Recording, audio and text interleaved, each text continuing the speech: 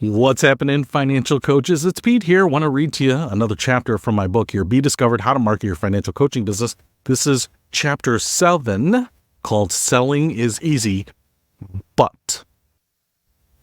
Let's talk about the elephant in the room when it comes to building a financial coaching business, selling and acquiring clients.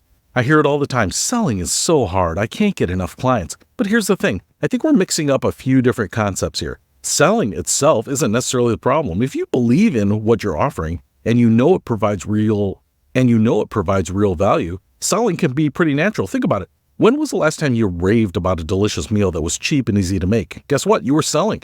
When we are genuinely inspired and convinced about something, we can't help but share with others. So if selling itself isn't the issue, what is? There are two big challenges: getting enough opportunities to sell and generating enough income to support your lifestyle.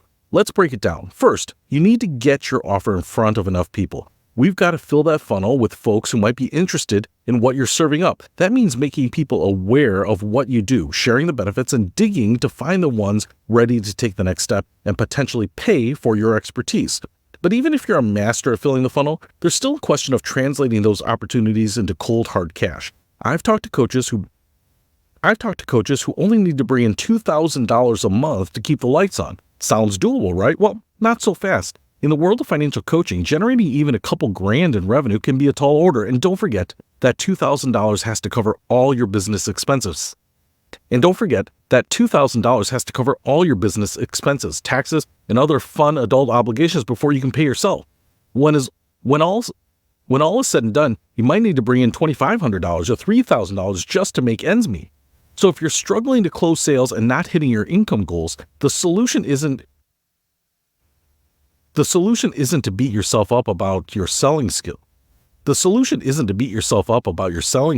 Instead, focus on getting in front of more people. And yes, that might mean doing things that make you a little uncomfortable, like handing out flyers or speaking to a room full of empty chairs. Trust me, I've been there.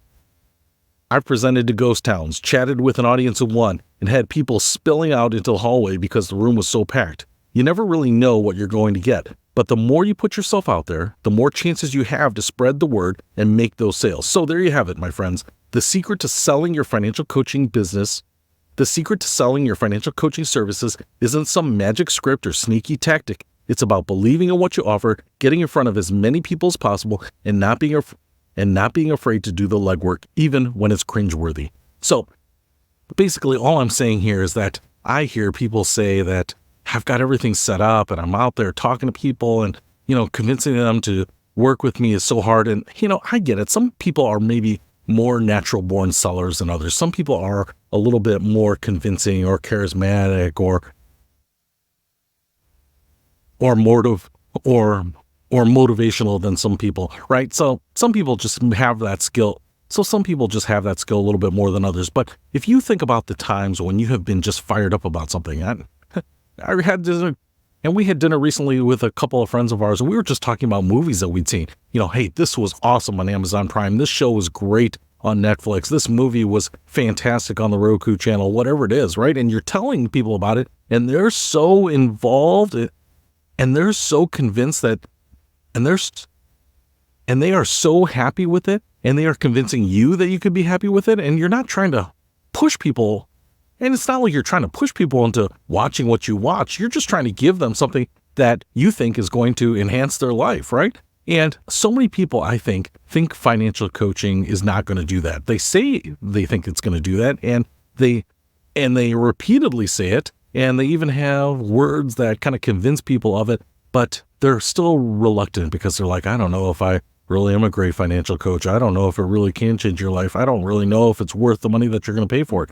And so when you have those lingering doubts in your mind, it can be hard to sell. Now, if you don't have those and you still if you don't have those doubts and you still are convincingly pushing for financial coaching, you just might not have enough people. And that's the point I wanted to make here, is that you need to get in front of more people, and the rest of the book is just about that. So if you want to expand your financial coaching business, I would highly recommend picking up this book, Be Discovered: How to Market Your Financial Coaching Business. I'll put a link to it in the description. I'll see you later.